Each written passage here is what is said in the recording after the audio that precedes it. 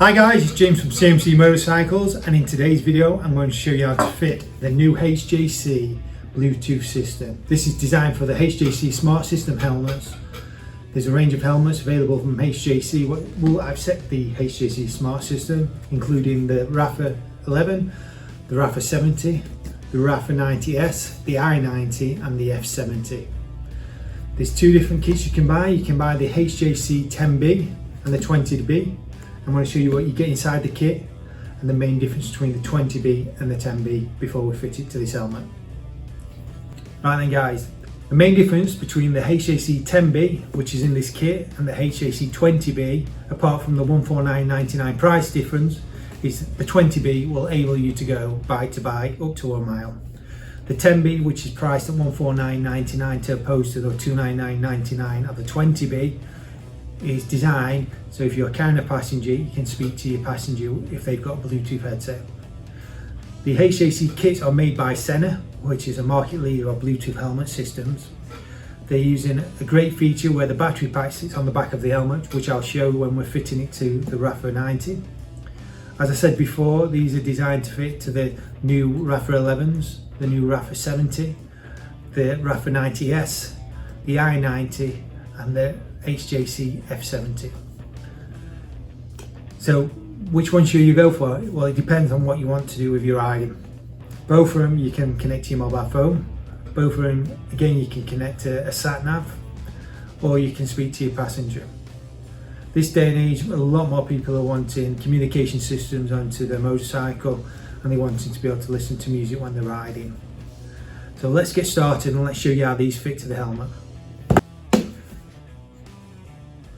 First of all, you need your kit. Today we're going to show you how to fit the HJC 10B. The fitting is exactly the same if you're going to fit the 20B. Inside the box you get the headset and battery pack and the instructions and the extra fitting kits. Now you've got all your fitting kits and everything laid out on the table, make sure all the parts are correct in the box. You need something safe to put your helmet on. This time we're using the Oxford Halo helmet stand. Okay. On this video I'm using the RPHA 90S. The reason I'm using this, it's easy to show you how to fit the kit in, but on a full face helmet it's exactly the same.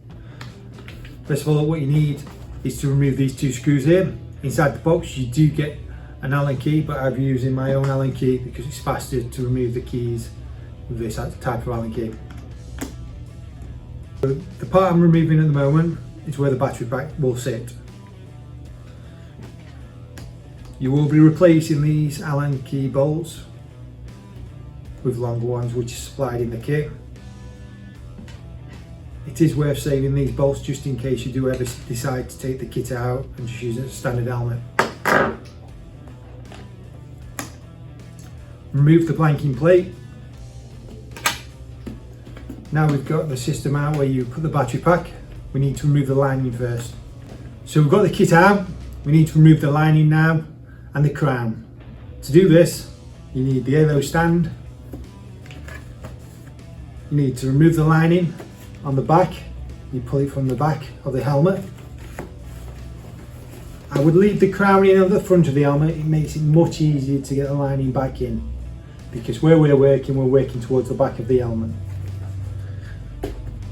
Because the Bluetooth unit itself sits on the outside of the left hand side of the helmet, we only really need to fully remove the cheek pad on the left hand side. This is done by opening your press studs. There'll be one at the front, one at the back and one at the top. Grabbing the helmet lining from behind, pulling it out forward and just letting it float in midair.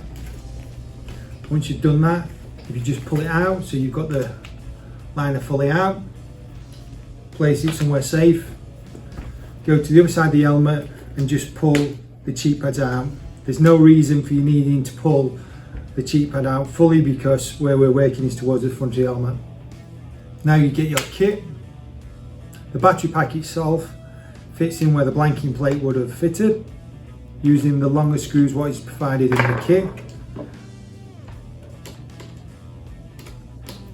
Screw the battery pack in. you get the 2 screws, just lightly screw it in, don't screw it all the way in. Right, so that's the main unit itself. You've got your battery pack, the main unit, this is the control unit. What you want to do, get your earphone, fit it inside the helmet, like so. The unit itself, what you do with this part here is push down the back of the liner, okay?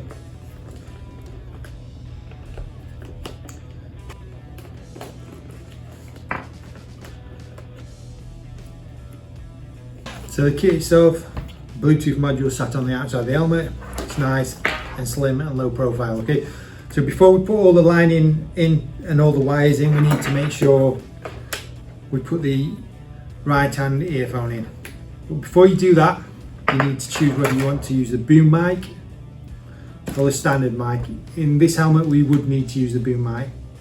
So you've got the red tab on the earphones, and just carefully push them together and you can see them lock into place.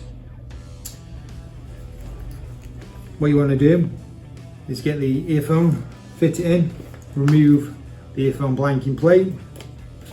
Once that's fitted in, you will see a groove on the front of the helmet where the boom mic will come out.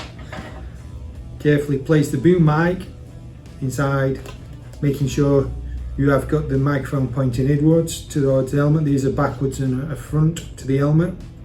Boom mic. And you can see the grooves where the boom mic will sit. So as you can see from this helmet, there's no extra fittings. You need no Velcro, no tape to hold anything in. It is designed for this helmet. I'm happy with how everything's fitted on this side. I'm going to fasten it back up.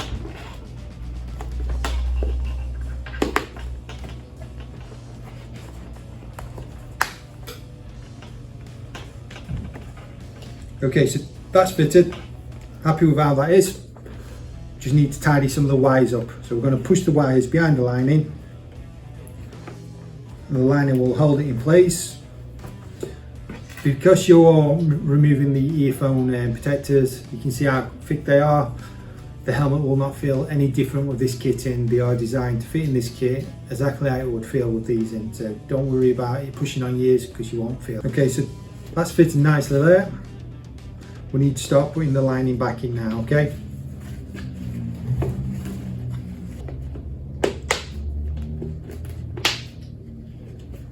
See, the lining's going back in. What I want to do is put this cheek pad back in. So this cheek pad is a certain way to go in, so it does need to go in from the front first.